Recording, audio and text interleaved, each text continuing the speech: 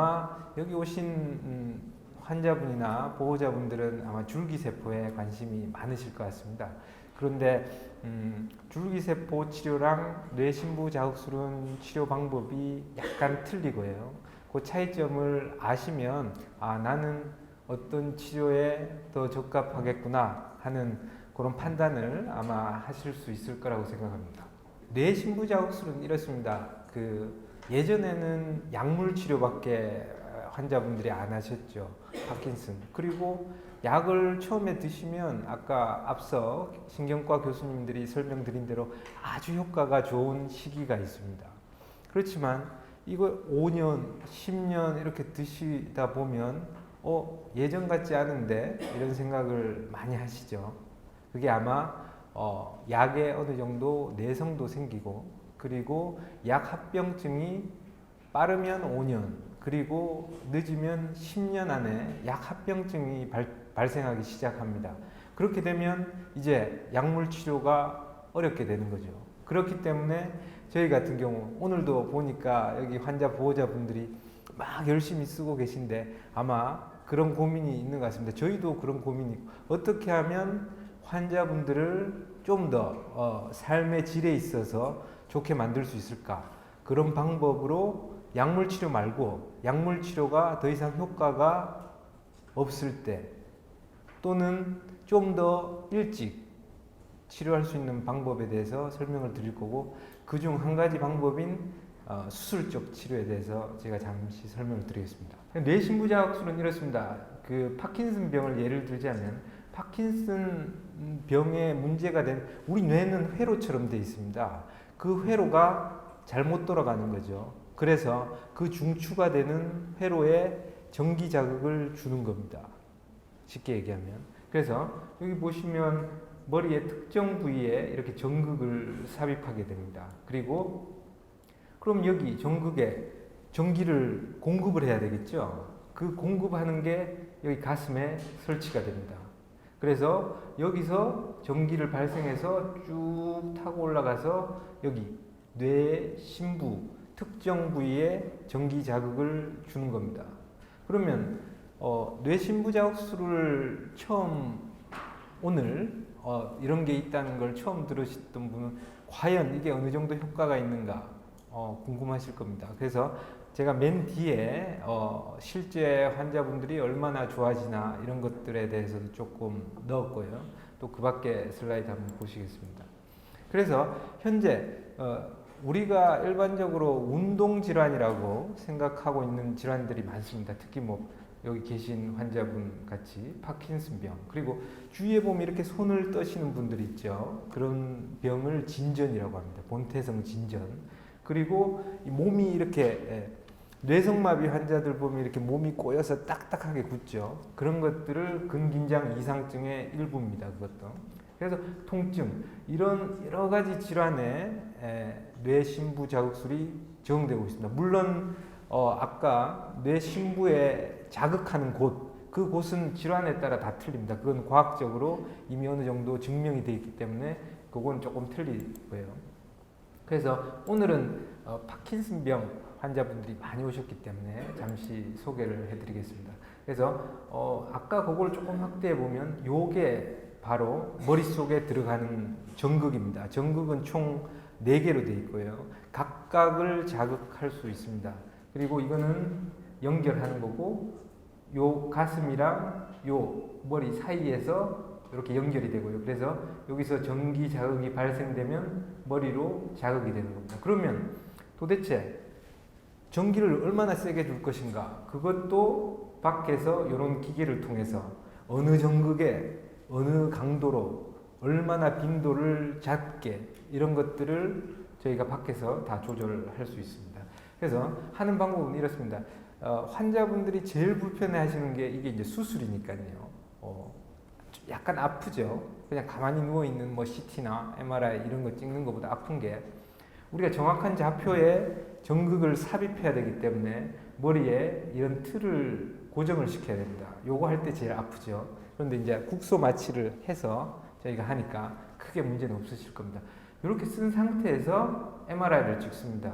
그럼 MRI를 찍으면 거기서 나온 이미지와 이런 좌표를 구할 수 있는 이런 프로그램이 있습니다. 그거를 서로 합성하고 저희가 조작하고 미리 계획을 해서 이 전극이 뇌 심부에 정확하게 거의 1mm 오차도 안 나게 넣을 수 있습니다. 그래서 이렇게 프로그램된 것을 가지고 환자분은 수술방을 들어가고 저는 프로그램을 하는 방에서 이런 프로그램을 해서 수술방에서 만나게 되는 거죠.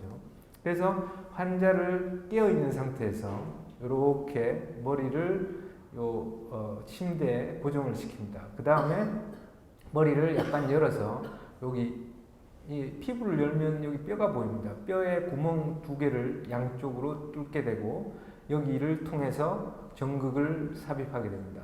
요까지는 저희가 환자분이 깨어있는 상태에서 같이 얘기를 하면서 수술을 진행하게 되고요. 그 다음에 이렇게 하고 나서 CT를 찍어서 우리가 원하는 위치에 그리고 전기 자극을 줬을 때 환자가 아주 반응이 좋다 하는 위치에 위치시킨 다음에 전신 마취를 걸고 가슴에 아까 보여드린 그 배터리를 삽입하는 겁니다. 그러면 수술이 끝나는 거죠.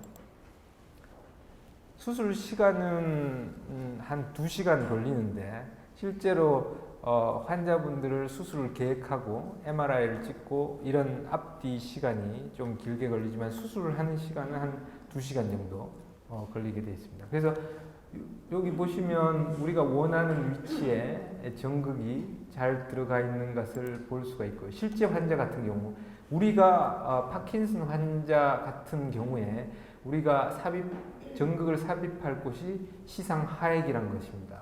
여기 보시면 여기 까맣게 동그랗게 보이죠? 거기서 옆으로 갔을 때 이 자리가 시상 하액에서 가장 반응이 좋은 위치입니다. 그래서 보시면 수술 후에 찍어보면 이렇게 전극이 거의 오차가 없습니다. 우리가 프로그램한 오차랑 거의 차이 안 나게 할 수 있는 기술이 있고요.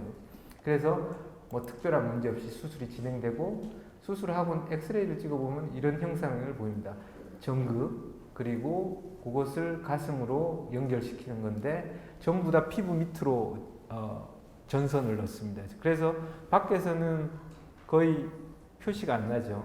머리 안쪽으로 그리고 피부 밑으로 다 삽입을 시키기 때문에 그래서 양쪽에 이렇게 배터리를 설치해서 자극하게 하는 겁니다. 그러면 뇌신부 자극술의 효과가 어느 정도냐? 제가 지금 보여드리는 자료는 전 세계에서 아주 여러 기관에서 나온 데이터를 합산한 데이터입니다. 그러니까 쉽게 얘기하면 통계적인 데이터라고 보시면 될 것 같습니다. 먼저 뇌신부 자극술을 하고 나서 그러면 설문조사를 했습니다. 당신은 삶의 질이 얼마나 좋아진 것 같습니까?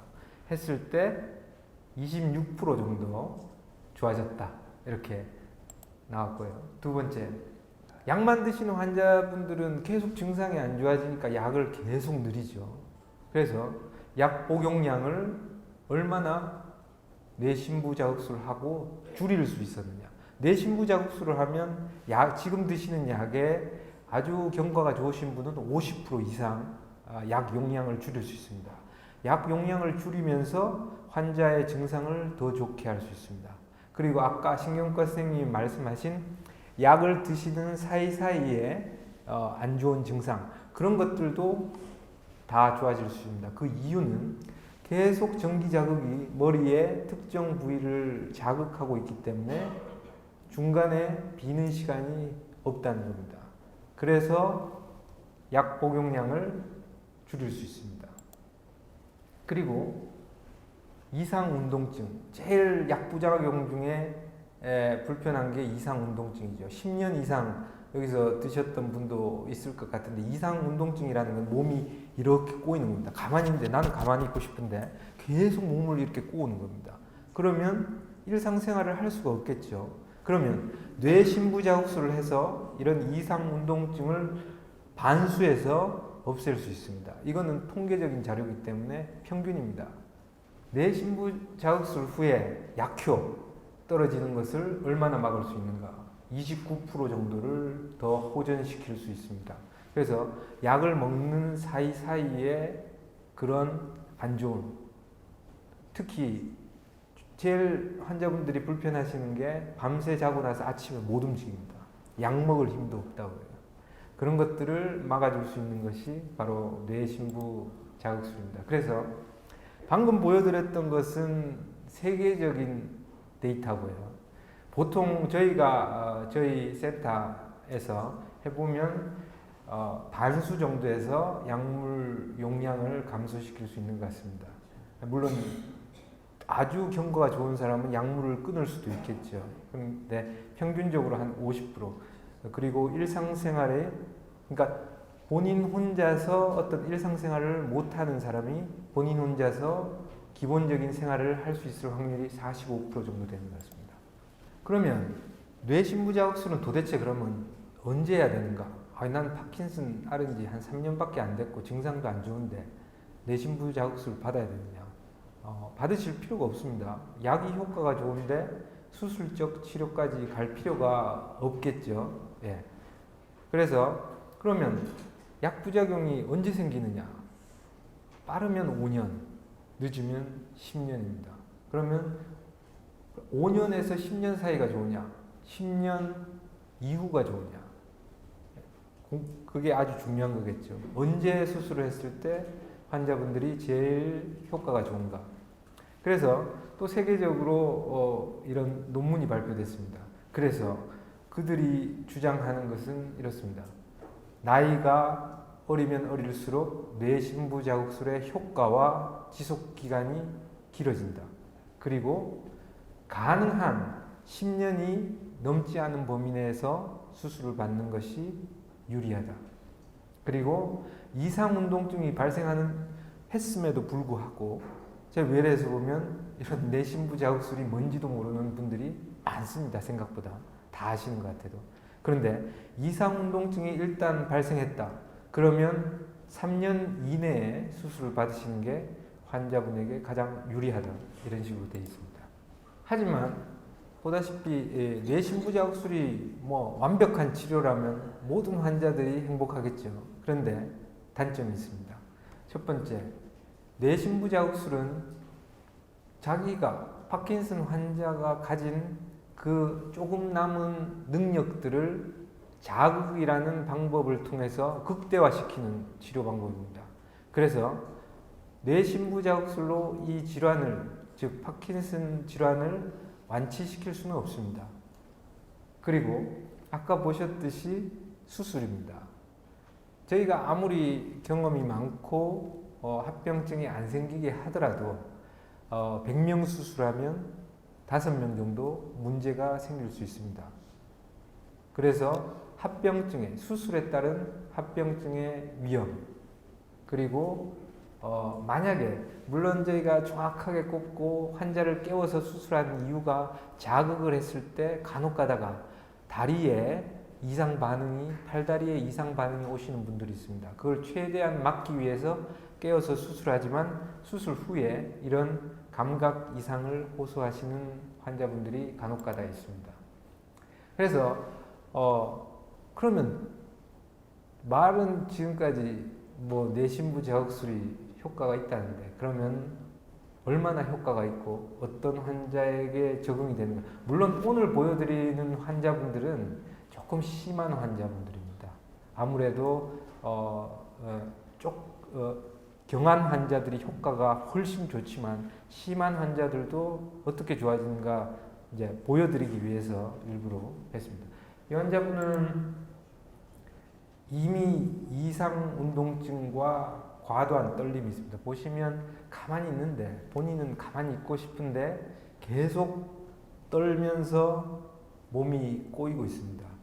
이런 것들을 이상 운동증이라고 그러죠. 그러면 저런 환자분 같은 경우는 보시는 것처럼 일어나기도 힘듭니다. 예.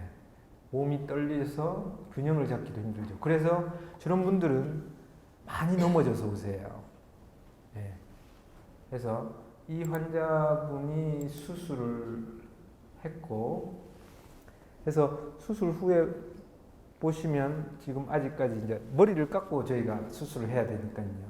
그래서 이상 운동증이 거의 없어졌죠. 없어지고 떨림도 거의 없고요.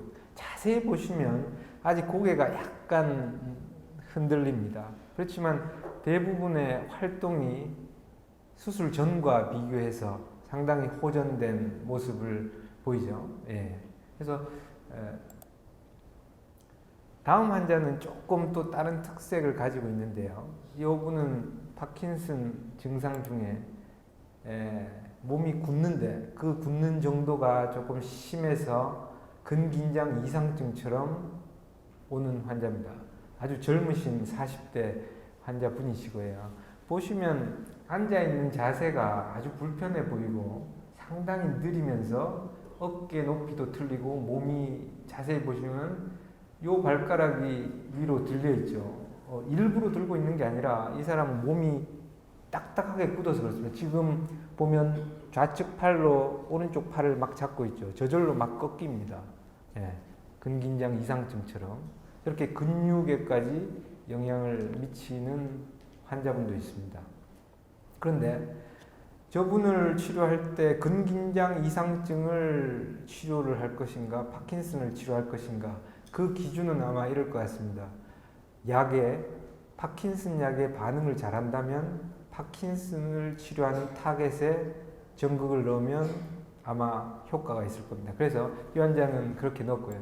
수술 후를 보시면 이 환자분은 거의 병이 없는 것처럼 보이죠. 아까랑은 완전히 틀리죠. 이 환자분은 취미가 암벽을 하시는 분이시고요. 그래서 암벽 하다가 저렇게 몸이 굳으면 큰일 나겠죠. 그래서 젊은 나이에 발명했고, 예, 거의 지금 증상은 보시다시피 없습니다. 그래서 뇌신부사옥술은 아주 드라마틱합니다. 수술하면 바로 좋아집니다. 지금 보시면 다들 수술하고 바로죠. 요 환자분은 지금 머리 실밥도 안 풀었을 때입니다. 그래서 뇌신부사옥술은 효과가 아주 좋습니다. 좋은데 아까 말씀드린 그런 단점들이 있고요. 그래서 뇌신부사옥술은 파킨슨 병을 궁극적으로 그러니까 완치시킬 수 없습니다. 그래서 제가 일단은 뇌신부자극술에 대해서 설명을 드렸고 조금 다음에서는 줄기세포란 무엇인가에 대해서 설명을 해 주실 거고 그 다음에 저희 정상석 교수님께서 하고 있는 여러분들이 제일 관심이 많으신 줄기세포 치료의 시작은 이 파킨슨 병을 어떻게 하면 완치시킬 수 있을까 이런 아이디어에서 시작된 겁니다. 앞으로 남은 강의 잘 들어보시고 파킨슨 병에는 여러 가지 치료 옵션이 있고 그 중에서 전문가들과 상의하셔서 본인한테 가장 맞는 치료를 택하시면 될 것 같습니다. 감사합니다.